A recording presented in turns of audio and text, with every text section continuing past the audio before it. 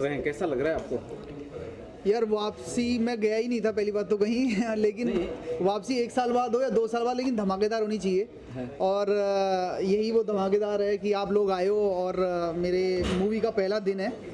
तो ये मेरा एक प्रोजेक्ट था जो काफ़ी टाइम से पेंडिंग पड़ा था कंफर्म होने के लिए और शूट होने के लिए, जिसके लिए मैंने काफ़ी जितनी बार मैं मीडिया के सामने आया हूँ मैंने बोला है कि कोई चल रहा है, कुछ बॉलीवुड का चल रहा है। तो ये आज की अयोध्या जो कि आज से स्टार्ट हुई है और जल्दी ही आपको इसी साल में ही आपको देखने को मिलेगी। मनोज गुर्जर जी, अयोध्या का नाम लोगों के जहन में आते ही रामराज की जो है लोग कल्पना करने लगते हैं। तो क्या लगता है कि इसमें आपका किरदार जो है मर्यादा पुरुषोत्तम राम से कुछ मिलता जुलता है? देखो ना, अभी क्या हो गया ना, अयोध्या को लोगों ने इतना एक तरह से इस नाम को लोग हर तरह यूज़ कर रहे हैं, गलत भी सही भी, और मंदिर बनाने के लिए भी, मस्जिद बनाने के लिए। लेकिन ये नाम और राम का नाम और अयोध्या का नाम, ये दो चीज़ें ऐसी हैं कि जिनको ना हम किसी भी जाति से, धर्म से, उनसे नहीं जोड़ सकते।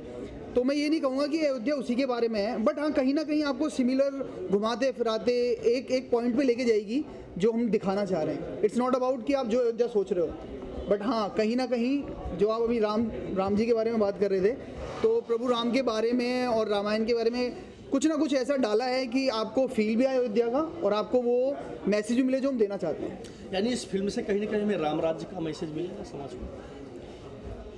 सर अभी पहला सवाल भी आपका वही था, मैं ये नहीं कहूँगा राम राज्य का मिलेगा। राज्य तो देखो ये हमारी सोच है, आप जो चाह रहे हो, आप जो करना चाह रहे हो वो आप करोगे, या वो कोई भी राज्य हो, वो राम राज्य हो या कोई भी राज्य हो। तो मैं इसको पॉलिटिकल या कहीं इधर उधर नहीं लेके जाऊंगा, बट हम जो दिखा रहे हैं लाइक ये नाम एक ऐसा है कि जैसे आपने भी पकड़ लिया नाम, तो नाम और एक स्टोरी हम दिखाएंगे एक ऐसी एक गांव की और उसके डेवलपमेंट की तरफ की और उसके जो रोज़मर्रा की ज़िंदगी है उनके लोगों की। तो वो अब क्या करते हैं, कैसे अपने गांव के लिए क्या करना है, कैसे करना है, एक ये भी तरीका हो सकता है अपने गांव को दिखाने के लिए। तो इसका मुझे नहीं लगता कहीं तक, जहाँ तक मैंने अभी तक स्क्रिप्ट पढ़ी है, कि राम राज्य से कोई रिलेशन है। आपके नज़रिए से देखा जाए तो आज की अयोध्या कैसी होनी चाहिए? अगर मेरे नज़रिए से देखे जाए तो देखो, यहाँ सबको अपनी ज़िंदगी जीने का पूरा हक होना चाहिए, और ये इंडिविजुअली सोचना चाहिए बंदे को कि वो सही कर रहा है या गलत कर रहा है। आप किसी को फोर्सफुली कोई एक कानून बना के कुछ भी एक चीज़ ऐसी लागू करके कोई बाउंडेशन करके ये नहीं बोल सकते कि ये मत करो वो मत करो, क्योंकि यहाँ सब अपना खा रहे हैं, अपना कमा रहे हैं, अपना रह रहे हैं। तो मुझे जहाँ तक लगता है ना, ये हर इंडिविजुअल को, हर पर्सन को ये सोचना चाहिए कि हमारी आज की अयोध्या कैसी होनी चाहिए। लाइक यार आप उठ रहे हो, अपने फैमिली के साथ हो, खाओ पियो, काम करो, अपने बच्चों को देखो, अपनी फैमिली को देखो, आसपास की सोसाइटी को देखो, इन्हीं में बिजी रहोगे तो हम लोग बढ़ेंगे आगे की तरफ। लेकिन जहाँ ये जा रहा है, लाइक जो आपका क्वेश्चन आपने जिस हिसाब से मारा है, अगर मैं बताऊँ जहाँ ये जा रहा है, इन सब चीज़ों को छोड़ के तू मेरा नहीं है मैं तेरा नहीं हूँ, मैं तुझे नहीं जानता तू मुझे नहीं जानता, हम एक ही कंट्री में रह के ऐसी बातें करते हैं, तो ये मुझे लगता है गलत है। जी बिल्कुल।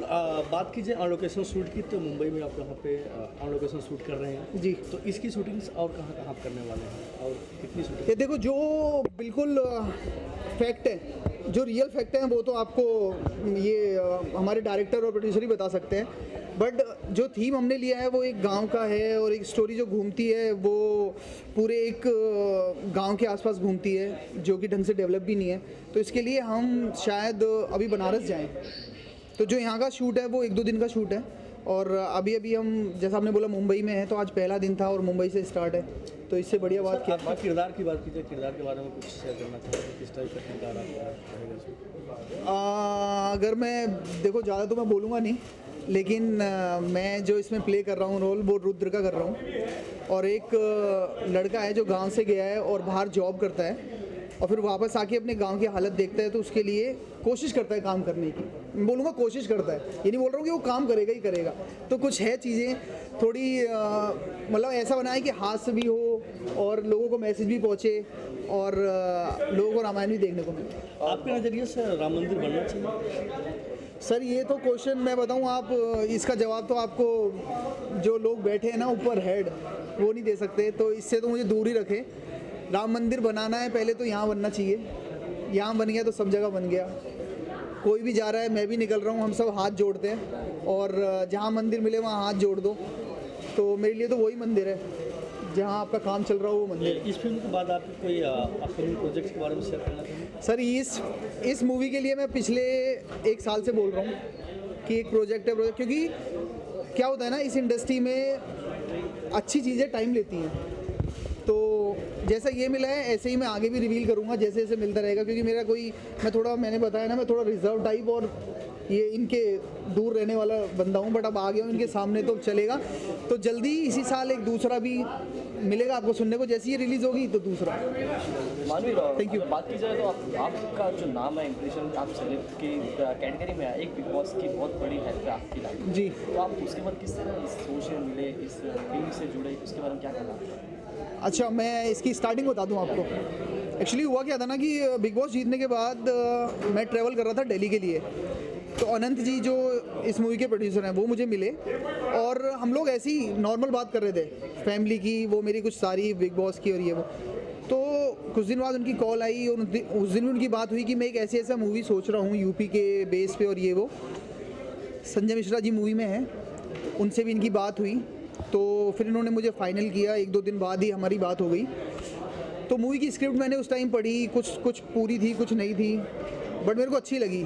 द होल प्लॉट वो आपको एक मैसेज दे रहा है। तो मूवी में अगर ये चीज़ है तो फिर इससे बड़ी कोई बात ही नहीं है। जैसे कि आप इस बार भी फॉलो करते हैं बिग बॉस इस सीजन में? सर मैं कंटिन्यू तो फॉलो नहीं कर पा रहा हूँ, बट हाँ जब टाइम मिलता है देख लेता हूँ। बूट है, बूट पे देख लेता हूँ। वक्त की बात की जाए तो फिर ये लास्ट टाइम आ गया है, हाँ लास्ट वीक आ गया है। तो क्या कहेंगे आप उसके बारे में? यार पहले तो सबको मैं हेड्स ऑफ है, सल्यूट है जो भी आए हैं बिग बॉस में और जो निकल गए हैं और जो रुके हुए हैं लास्ट 4। और मैं ये नहीं बोलूँगा या ये नहीं मानता हूँ कि अब ये कॉमनर वर्सेस सेलिब्रिटी है या कॉमनर सेलिब्रिटी वाला सीन है। जो अंदर पहुँच गया है वो सब सेलिब्रिटी है। ये तो लोगों ने जो नहीं पहुंच पाते या जो बाहर बैठे हैं वो लोग कुछ ना कुछ बोल के और ये डिफरेंस लेके आते रहते हैं। अभी आप बंदगी से पूछो वो बाहर आई है, आप अर्शी से पूछो वो बाहर आई है, और अभी जो भी आए हैं मैं फॉलो नहीं कर पा रहा हूँ ढंग से। तो वो लोग भी अपने आप में एक सेलिब्रिटी, अब उनको देखना है कि उनको कैसे आगे परस्यू करना है, पॉजिटिव रहना है, क्या काम करना है क्या नहीं करना है। तो वो सेलिब्रिटी तो बन चुके हैं। अब रही लास्ट 4 की बात, तो जितना मैंने देखा है मैंने विकास को बहुत पॉजिटिव पाया है and I am rooting for Vikas Gupta कि अभी 3-4 दिन बचे हैं। तो मैं चाहूँगा कि विकास जीते और आप सबके ऊपर है, जो भी लोग देख रहे होंगे कि जिनको जो अच्छा लगता है उसको सपोर्ट करो। आप किसी को लाइक कर रहे हो तो उसकी कोई क्वालिटी तो आपको पसंद होगी, तो जैसे जिसकी मर्जी।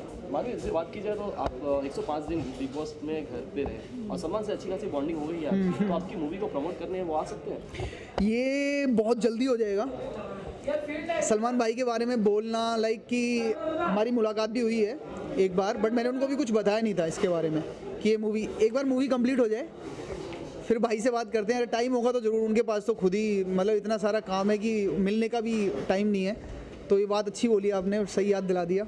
तो एक बार अगर पूरा कंप्लीट हो जाए और सब कुछ आ जाए डेट वगैरह तो करेंगे, भाई भी करेंगे।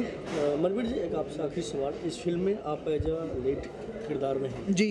कैसा फील कर रहे हैं, क्या कहना चाहेंगे अपने ऑडियंस के लिए? सर मैं आपको इससे पहले बता दूं, मेरे पास ना छोटा मतलब बहुत सारे कि इस मूवी में इतना है, इस मूवी में इतना है, but I was waiting for proper कि जहाँ मुझे सीखने को मिले। दिखना तो बहुत दूर की, देखने को तो लोग मुझे देख चुके हैं, बिग बॉस में देख चुके हैं, खतरों के खिलाड़ी में देख चुके हैं, वैसे भी कहीं ना कहीं आता रहता हूँ, बट मुझे सीखने को मिले। अभी संजय मिश्रा जी के साथ और 1-2 और बड़े लीड वालों से बात चल रही है, तो मेरे लिए तो ये बहुत बड़ी अपॉर्चुनिटी है। और जो मैंने सोचा था कि एक ऐसा थीम बन जाए कि मैं ऐसा स्टार्ट करूं कि एज ए लीड ही करूं, तो वो हो रहा है। और आगे देखेंगे जैसे जैसे कॉन्सेप्ट, और इट्स नॉट अबाउट लीड, अगर मुझे इसमें लीड भी नहीं मिलता, but the concept is like कि आपको पसंद आएगा। अभी ज़्यादा क्या बोलूँ मैं, मतलब 1 नंबर है, आपको पसंद आएगा। तो बस आप लोगों से रिक्वेस्ट है, अब जैसा वहाँ सपोर्ट किया था ऐसे यहाँ रखना। Thank you so much. Sir, एक सवाल कि अब आप बड़े पर्दे पे आ गए जी। तो छोटे पर्दे पे फिर जाना चाहेंगे?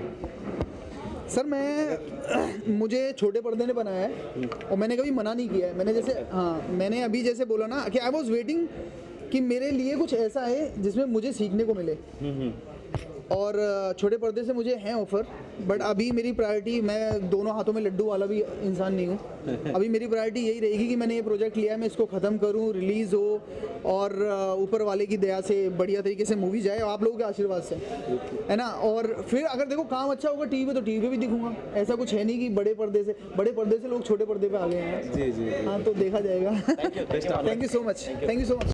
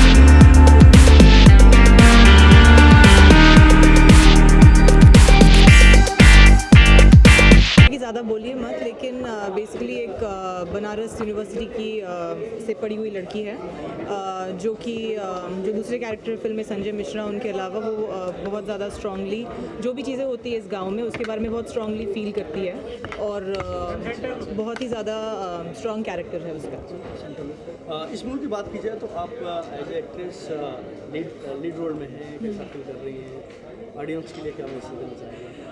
अच्छा फील कर रही हूँ, एंड क्योंकि लास्ट फिल्म जो थी बाबू मोशाई बंदूकबाज, उसमें मैंने एक भोजपुरी स्ट्रगलिंग एक्ट्रेस का रोल किया था, तो उससे ये कम्प्लीटली ऑपोजिट है, क्योंकि वो बहुत लाउड और क्रास किस्म का कैरेक्टर था, और ये एकदम ही सुलझी हुई लड़की है जो मतलब बहुत डिसेंट है, वैसी नहीं है जैसे उस फिल्म में थी।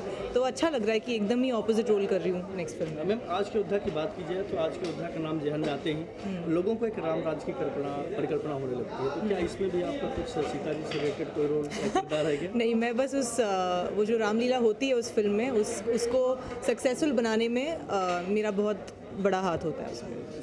पूरी टीम के लिए जो डायरेक्टर, प्रोड्यूसर और जो आपके साथ है जो एक्टर काम कर रहे हैं, उनके लिए क्या कहना चाहेंगे? वेल, आई थिंक कि मनवीर की फ़र्स्ट फिल्म है आफ्टर बिग बॉस, तो एंड ये कैरेक्टर जो है वो उसको बहुत सूट करेगा। जो मैंने खुद बिग बॉस देखा हुआ है, मैंने उसके ऑलमोस्ट सारे एपिसोड्स देखे हुए हैं, तो मैं जानती हूँ कि उनकी पर्सनालिटी कैसी थी बिग बॉस में, और जो उनको ये जो कैरेक्टर मिला है ये उससे ये उनके लिए बहुत आसान होगा करना। आप कोई अपकमिंग प्रोजेक्ट्स के बारे में शेयर करना चाहेंगे? जो आपको कोई अपकमिंग प्रोजेक्ट के बारे में शेयर करना चाहेंगे? नहीं, एज ऑफ नाउ मैं यही फिल्म कर रही हूँ, और एक सुजॉय घोष की फिल्म है जो रिलीज़ होगी, उसका नाम है मिर्ची माली, जिसका मैं शूट ऑलरेडी कर चुकी हूँ। आज अभी जो शूट हुआ है, आपका आपका कौन सा किरदार शूट हो रहा है? अभी तक मेरा फर्स्ट शॉट लिया ही नहीं गया है, मेरा फर्स्ट शॉट यहाँ पे हो रहा है, तो आई थिंक एक मोन्टाज है, आई थिंक ऑफिस का वो है सॉन्ग का।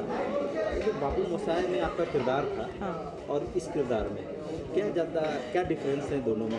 मैंने पहले वही कहा कि बेसिकली उसका कंप्लीट ऑपोजिट है, क्योंकि वो जो किरदार था वो बहुत ही ज़्यादा लाउड थी, भोजपुरी एक्ट्रेस थी, स्ट्रगलिंग एक्ट्रेस थी, एंड जिस तरह से वो बात करती थी या कपड़े पहनती थी या मेकअप करती थी या जैसी भी थी, वो बहुत ही भड़कीला था, और ये जो है एकदम ही सुलझी हुई लड़की है, डिसेंट है बहुत ज़्यादा, और एकदम ही उसका ऑपोजिट है, इवन जो लुक है हर चीज़। बाबू मोशाय में जो आपका किरदार था, कर्ली बाल थे उसको मेरे बाल देख के आप बोल रहे हो इसीलिए? नहीं, वो पूरा किरदार ही देख के बोल रहा हूँ। हाँ। कि मतलब उस किरदार को करने के लिए आपने किस तरह से ट्रेनिंग करी थी या किस तरह से वो किया था? बाबू मोशाई के लिए तो मुझे बेसिकली उन्होंने कोई वर्कशॉप तो नहीं किया था, उन्होंने मुझे मेरा लुक टेस्ट, स्क्रीन टेस्ट लिया था, क्योंकि नवाज सर के साथ एक बहुत इंपॉर्टेंट सीन था उसमें, और जो गाना हुआ था वो लास्ट मिनट ऐड हुआ था, तो मैं एक्चुअली उसमें बहुत ज़्यादा डरी हुई थी, क्योंकि नवाज सर जैसे एक्टर के सामने बहुत डर लगता ही है हमेशा, कोई भी हो, चाहे मैंने कुछ 25 फिल्में साउथ में की होगी, फिर भी मुझे ऐसा लग रहा था कि मैं सब भूल चुकी हूँ उनके सामने आके, तो वो थोड़ा सा, आई थिंक वो मेरे लिए बहुत डिफ़िकल्ट एक्सपीरियंस था वो film as an actor, but at the end of the day वो बहुत अच्छा निकला। आप साउथ से रही हैं और साउथ की फिल्मों में काम करती रही हैं और अभी आपके जो रोल रहे हैं लगभग दोनों फिल्मों में नॉर्थ से रिलेटेड रहे हैं, तो Correct. क्या फ़र्क है दोनों में? सबसे फ़नी बात है कि मैं साउथ में ज़्यादा काम कर चुकी हूँ, यहाँ पे मुझे नॉर्थ इंडियन कैरेक्टर्स मिले हैं, लेकिन मैं बंगाली हूँ। तो हर तरफ से हो चुका है, लेकिन आपका क्वेश्चन ये था कि मुझे कैसा लगता है नॉर्थ इंडियन कैरेक्टर्स करने क्या फ़र्क लगता है? देखिए मेरी मम्मी यूपी से है, तो इसीलिए मेरे को थोड़ा बहुत वो बरेली से है, यूपी से। तो उनकी वजह से जो हिंदी है वो मेरी बंगालियों जैसी साउंड नहीं करती है, बहुत शुद्ध है, और इसलिए मुझे कोई तकलीफ नहीं होती है बिल्कुल भी हिंदी में बात करने में, और ये जो कैरेक्टर्स है उस वजह से मेरे लिए थोड़े बहुत आसान हो जाए। ये वर्तमान कैरेक्टर आपके लिए कितना चैलेंज है इस तरह से? आई थिंक कि थोड़ा बहुत ये आई थिंक मेरे लिए शायद आसान हो ये कैरेक्टर करना, क्योंकि एक तो पहली बात इसमें मुझे ऐसी ही हिंदी में बात करनी है। मुझे बाबू मोशाई में थोड़ी बहुत बिहारी वर्ड्स यूज़ करने थे, तो वो मुझे थोड़ा डिफ़िकल्ट लगा था, लेकिन इसमें तो कैरेक्टर जो है थोड़ा बहुत मुझसे सिमिलर ही है, तो मेरे लिए आसान हो। Thank you.